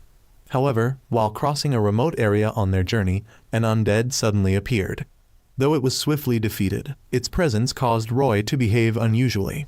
That night, when it was Roy's turn to stand guard, Kasel approached him to talk, and for the first time, Roy decided to share his past.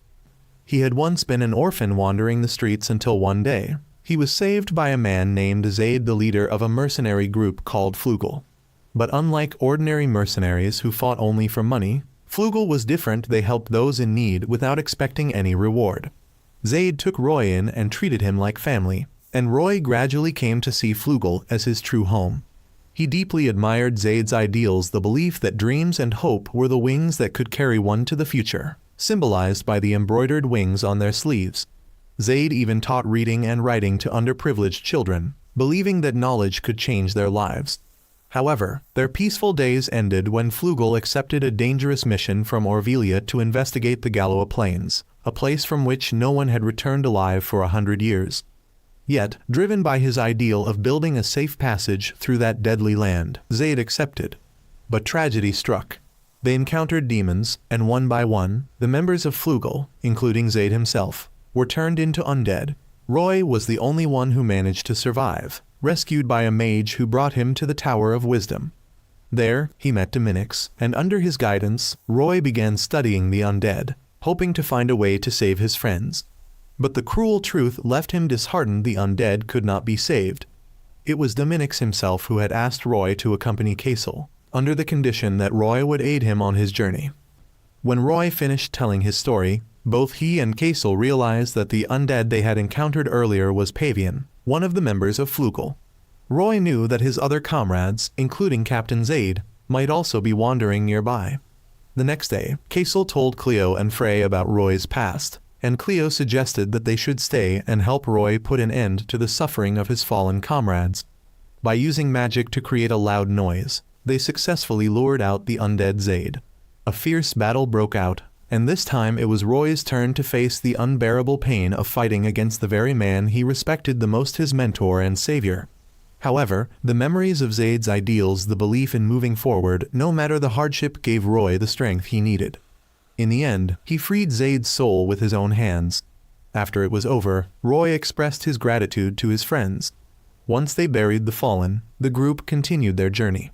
After many days of travel, they drew closer to the majestic yet unforgiving Windland Snow Mountain, home of Pavel, the reclusive sorcerer who held the final key to unsealing the Holy Sword. Time was running short, as the night sun was soon to eclipse the moon, signaling the Dark Lord's return. However, as they began their ascent, they quickly realized that this trial would not be easy. A violent snowstorm struck without warning, making it nearly impossible to advance. Though exhausted, Cleo still tried to joke around to keep everyone's spirits up, while Frey secretly used her magic to shield the group from the raging storm so they could keep moving forward. When the storm finally subsided, they discovered a small wooden cabin and decided to rest there. But at that moment, Frey collapsed from exhaustion. Cleo immediately realized that Frey had overused her magic to the point of depletion. She explained to Kasel and Roy that it was only thanks to Frey's sacrifice that they had survived the blizzard. This filled Kasel with deep guilt. He realized that while he had been obsessed with becoming stronger, he had neglected the care and well-being of his companions. He had selfishly assumed that as long as he was fine, everyone else would be too, a mistake that had driven Frey to push herself beyond her limits. Meanwhile, in Elise's village, Princess Scarlet and her knights were preparing to return. She had decided to head to the Tower of Wisdom to seek Dominix's help. Upon learning of her intentions, Rihit also resolved to go there to search for Ilia's fake holy sword. Thus, two people with completely different goals, yet sharing the same destination, began their respective journeys. Back at the mountain cabin, as Kasel was lost in regret, he had a quiet conversation with Frey. He told her about the recurring nightmares he'd been having, dreams in which a mysterious voice called his name. He believed it was a message from the Holy Sword, but he could not understand its meaning. Frey comforted him, reminding him of their childhood memories, and in her gentle, warm way, helped him let go of his worries. The next morning, filled with guilt and concern for Frey, Kasel left a note behind and decided to continue alone, not wanting to endanger his friends any further. However, Roy soon discovered his absence and stopped him. He told Kasel bluntly that his actions were not born of protection, but arrogance, that if Kasel died, Frey would be the one to suffer most. He reminded Kasel that they were not just companions, but true friends who had shared too much to simply abandon one another. At that moment, Cleo and Frey arrived, and together they confronted Kasel. Frey firmly declared that she wanted all four of them to finish this journey together. That unity and genuine friendship made Kasel change his mind. He realized he was not alone, he could not fight by himself, and he needed his friends by his side. With deeper understanding and stronger bonds, the group continued their journey. They soon discovered an ice cave, where they believed Pavel resided. However, the moment they entered, a wall of ice suddenly rose and separated Kasel from the others. and a mysterious voice echoed through the cavern, perhaps the next trial they had to face. Without explanation, Pavel launched a fierce assault on Kasel. Though Kasel fought with all his might, he could not match the overwhelming power of one of the greatest heroes in history. Meanwhile, on the other side of the ice wall, Frey, Cleo, and Roy could do nothing but watch helplessly. Yet when they realized the wall could be broken, they joined forces. Cleo used her fire magic to melt the ice, and Roy followed up with his speed to shatter it. Just as Kasel was about to be defeated, Cleo broke through the ice wall in time, and everyone rushed to aid him. Suddenly, Pavel stopped his attack and declared that they had passed the trial. The old mage explained that he had never intended to test Kasel's strength, but rather that of his companions, for he believed the successor of the Holy Sword could only unleash his true power with strong allies by his side, just as King Kyle once had. Their unity had proven they were worthy. After the trial ended, Pavel began to recount the tale of 100 years past. He revealed that he was the one who had protected Kasel's mother, Arlette, while she slept in the cave all this time. He recalled his first encounter with King Kyle, a passionate young man, yet deeply steadfast, who repeatedly sought him out to join the fight against the demons. Initially, Pavel wanted nothing more than a peaceful life, away from worldly conflicts, and refused. But King Kyle's ideal to protect everyone gradually moved him, and eventually, Pavel joined his cause, becoming one of the young king's closest companions. Pavel then shared King Kyle's final words before his last battle, that if anything were to happen to him, Pavel should watch over Arlette and their unborn child. After King Kyle vanished with the Dark Lord, Pavel and the remaining companions decided to seal the Holy Sword, Ea, within the World Tree to prevent it from falling into the wrong hands. Yet the tragedy did not end there. Dominix proposed a cruel but necessary plan to place Arlette and her unborn child into a magical sleep lasting 100 years, in the hope that the child would inherit the Holy Sword's power and one day defeat the Dark Lord upon his return. Arlette accepted the plan, asking only that when she awoke, she would see all her friends again, and that they would help guide her child. After hearing the full story, Kasel finally understood the sacrifices of his parents. He realized that his journey was not merely a burden but a continuation of their will. Pavel admitted that he had long wondered whether their choice had been right, but upon seeing Kasel's resolve and his loyal companions, he found his answer. Then he warned that time was running out that very night. When the night sun met the moon, the Dark Lord would return.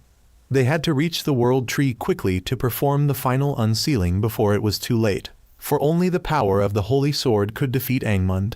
And so, under Pavel's guidance, they set off at once. The group began their journey toward the World Tree, a sacred place protected by the power of the goddess Lua, and one of the pillars that supported the world itself. They were racing against time, holding on to faith and hope that they could prevent the coming catastrophe. Yet deep within Frey's heart, Kala's ominous prophecy that Kasel would disappear kept echoing, planting in her an unshakable unease she could not voice.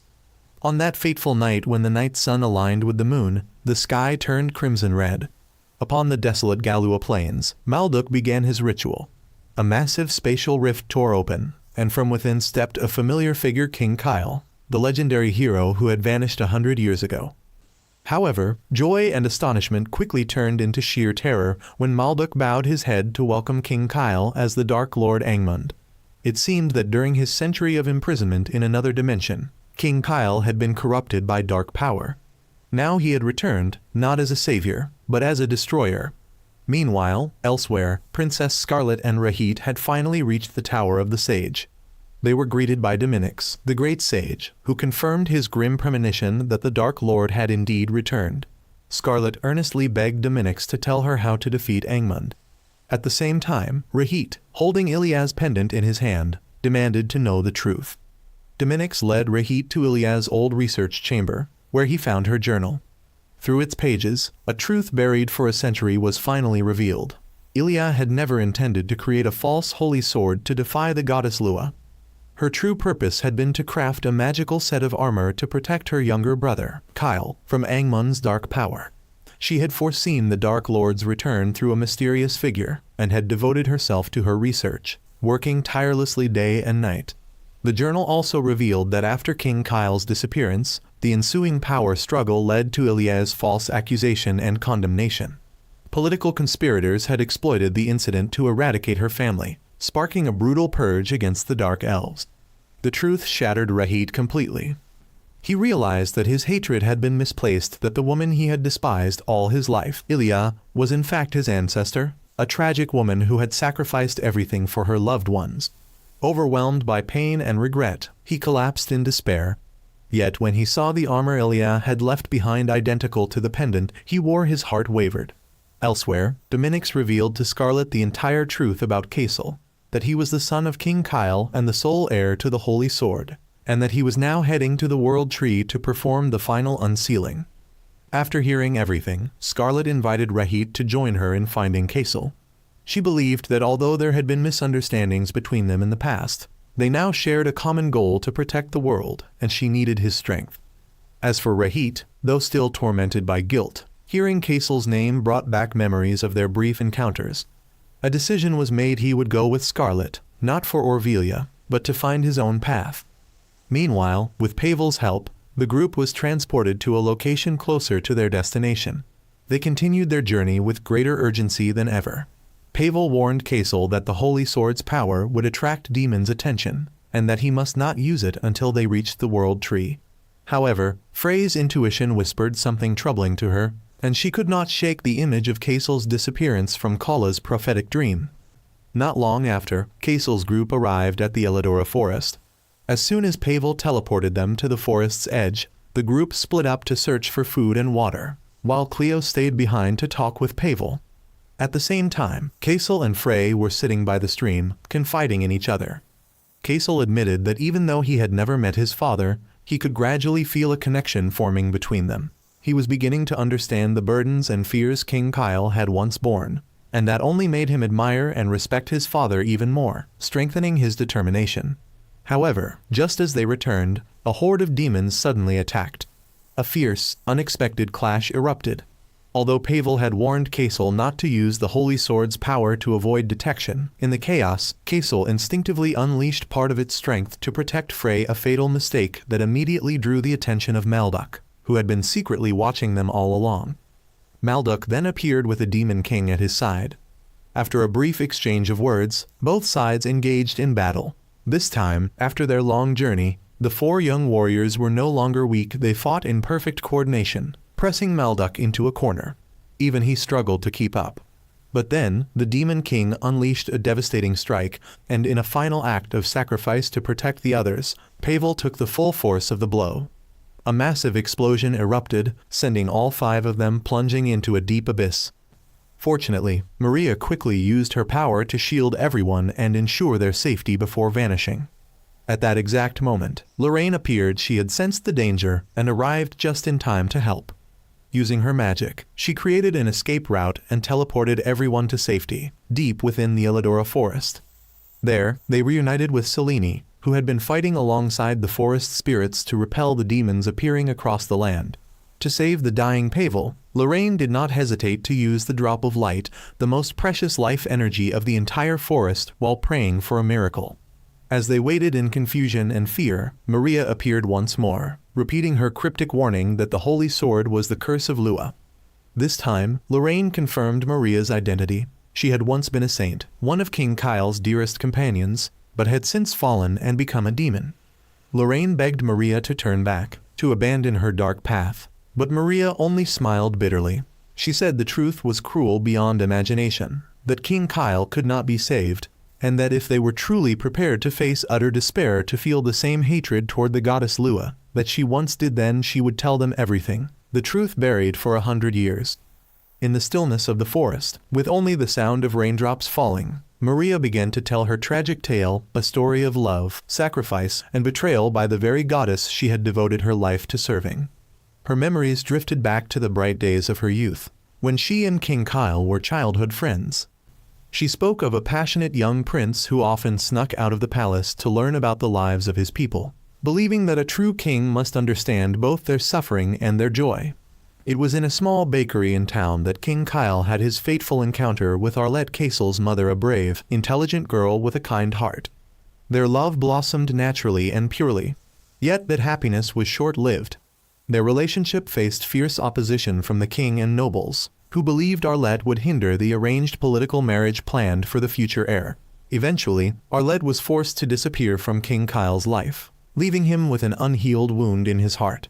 Soon after, tragedy struck again when demons began to invade and ravage the world. Having ascended the throne, King Kyle bore the heavy responsibility of protecting the kingdom.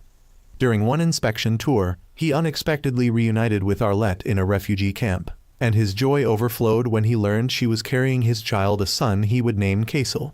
The unborn child became the source of King Kyle's strength and unwavering resolve to protect the world. And as if answering his prayer, the goddess of light, Lua, appeared before him and bestowed upon him the holy sword Ea, along with a prophecy foretelling the return of the Dark Lord. Yet Maria's story did not end there. She went on to recount the final battle on the Galoa Plains, a battle far different from what history recorded.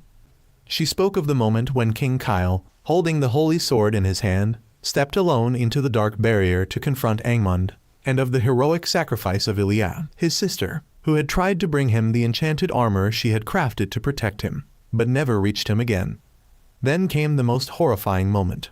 Maria had witnessed with her own eyes the man she loved more than her own life, King Kyle, failed to destroy Angmund. Instead, he was consumed by the dark power itself, his soul and body overtaken, turning him into the new vessel of the Dark Lord. Right after that, the holy sword Ea lost its light, and King Kyle was swallowed into a spatial rift, vanishing forever, leaving Maria in utter shock and despair.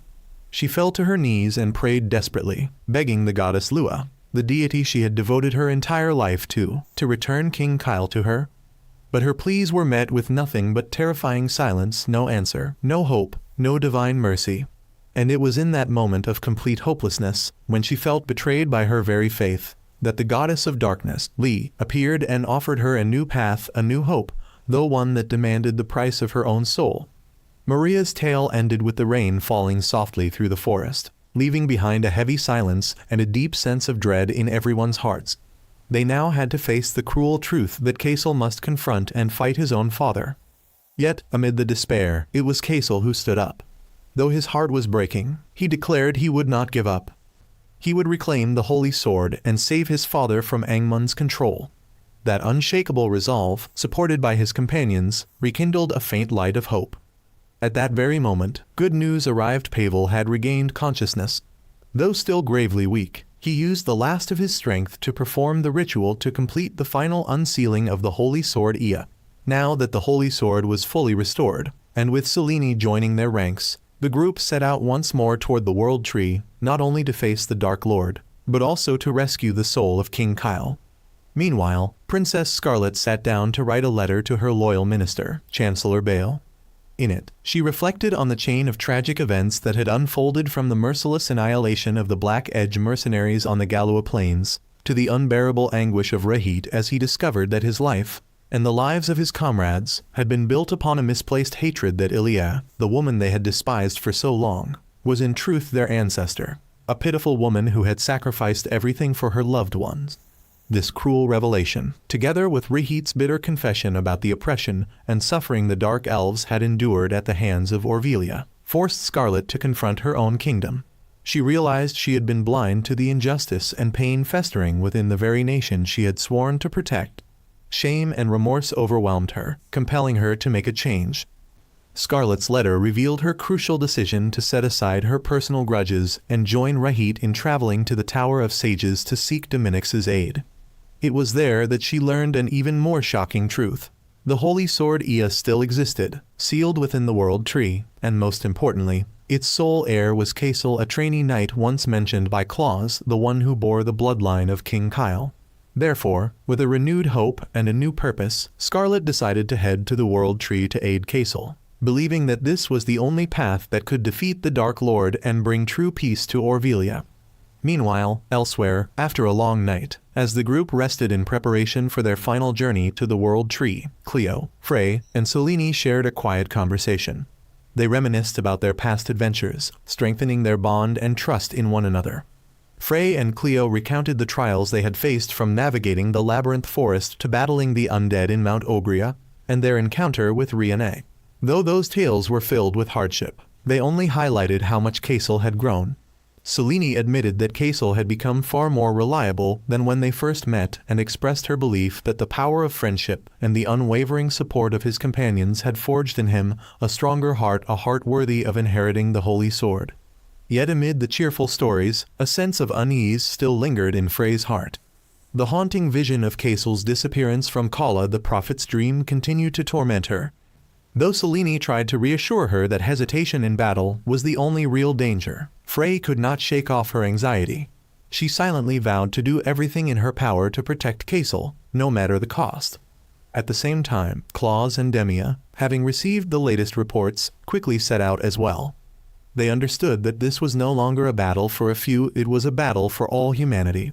Along the way, Claus explained to Demia his reasons for keeping Kasel's lineage a secret, that he had wanted to respect Kasel's wish to discover the truth for himself and choose his own path.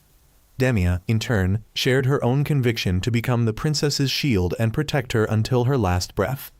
Though brief, their conversations deepened their mutual resolve and unity. Meanwhile, back at the camp, as Kasel's group rested before their final journey to the World Tree, Kasel and Frey shared a heartfelt conversation. Though Frey still carried the heavy burden of Kala's prophecy, hearing Kasel reaffirm that it was the strength of friendship that helped him grow and gain a stronger heart rekindled her confidence. She silently promised herself once more that she would do whatever it took to protect Kasel and change the cruel fate foretold by prophecy. At that same time, at the sacred and majestic World Tree, Rahit and Scarlet had arrived first. Burning with rage toward Malduk, Rahit did not hesitate to draw the holy sword Ea from its seal, believing its power could help him exact his vengeance. But the moment he pulled the sword free, a surge of dark energy erupted from nowhere, and at that instant, Malduk appeared. Mocking Rahit's foolishness, he revealed that it had all been a trap, declaring that the holy sword was not a weapon just anyone could wield. Battle erupted immediately. Though Scarlet rushed to aid him, both were quickly overwhelmed by Malduk's dark sorcery. Yet, fueled by the fire of vengeance and empowered by the newly drawn sword, Rahit engaged Malduk in a fierce, evenly matched duel. He fought not for glory but to avenge his fallen comrades. Finally, with one decisive strike, and with the princess's timely support, Rahit unleashed a powerful attack fueled by all his fury, decapitating Malduk and ending the life of the wicked sorcerer. However, their victory was short-lived, for the true enemy soon revealed himself. The Dark Lord Angmund appeared to reclaim the holy sword. He effortlessly defeated both Rahit and Scarlet, and just as he was about to deliver the final blow, salvation arrived once again. Claus and Demia appeared just in time to intercept Angmund's attack. And soon after, Kasel's group also arrived. A fateful confrontation, a battle that could no longer be avoided between father and son, was about to begin at the sacred World Tree, the place that would decide the fate of the entire world. The battle began with Kasel facing King Kyle, who was now completely consumed by the dark power, unable to recognize his own son. Wielding the holy sword Ea, he attacked mercilessly. Kasel fought back while crying out his father's name, desperately reminding him of memories of his mother, but all he received in return was emptiness and increasingly violent strikes. In that desperate moment, everyone rushed in without hesitation to fight together, coordinating their attacks to create an opening to seize the holy sword. They believed that if Kasel could reclaim it, they might be able to turn the tide. However, when Kasel finally succeeded in taking back the holy sword, King Kyle did not weaken. On the contrary, he became even stronger. It seemed the holy sword had been suppressing a portion of Angmund's dark power, and once it was removed, that power was completely unleashed. Angmund, now fully freed and overflowing with terrifying dark energy, effortlessly overpowered everyone. He conjured a storm of darkness that struck each one of them down. Claus was thrown far away. Demia and Scarlet could not withstand his attacks, and Rahit was quickly overwhelmed. Even Cleo and Selene could do nothing before such overwhelming strength. When all had fallen, only Kasel remained, still standing and fighting desperately against his father. Explosions erupted each time their blows clashed. At that moment, Maria appeared to assist, and as the Dark Lord was restrained, Kasel thrust his sword straight into him. But instead of being destroyed, the same phenomenon that had once overtaken King Kyle occurred again. Darkness began consuming Kasel's body. Frey tried to save him but was knocked unconscious by the force. Facing the same fate as his father, about to be devoured by the darkness, Kasel reached the brink of despair. Yet, at that very moment, the voices of his companions Claus, Cleo, Roy, and Selene echoed in his mind, reminding him that he was not alone, that they would always be with him. That belief, that friendship, rekindled Kasel's inner strength. He realized that he was not fighting out of hatred, but to protect those he loved, to protect a brighter future. At that moment, Ilia's final relic activated, enveloping Kasel in radiant armor of light. Gathering all the power of the holy sword, all the faith of his friends, and all the love he had for his father, Kasel unleashed one final strike. The light of the holy sword and the darkness of Angmund collided, creating a cataclysmic explosion that pierced through the layers of darkness and reached King Kyle's soul.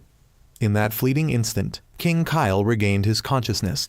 He recognized his son and smiled. With one final act of noble sacrifice, he used the last of his strength to seal Angmund away, choosing to perish alongside his enemy to protect the world and his son's future. In his final moments, King Kyle explained that he had willingly given up the Holy Sword's power to keep it out of Angmund's hands, and that the goddess Lua, answering his wish, had chosen Kasel as the next successor. It was not betrayal, it was sacrifice.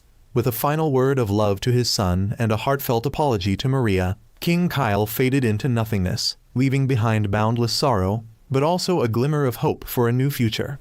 After the battle, the world slowly returned to peace. The demons weakened, and a new era began. Scarlet returned to Orvelia, bringing not only news of victory but also the truth about Ilia. Through that, the relationship between humans and dark elves began to heal. Having found peace within himself, Rahit decided to travel across the land, mending the wounds of the past. As for Kasel, after being knighted, he set out on a new journey with Frey, Cleo, and Roy, not a journey of battle, but one of discovery, to protect the smiles of others, and to live a life worthy of his father's sacrifice. And with that, the anime comes to an end. Goodbye.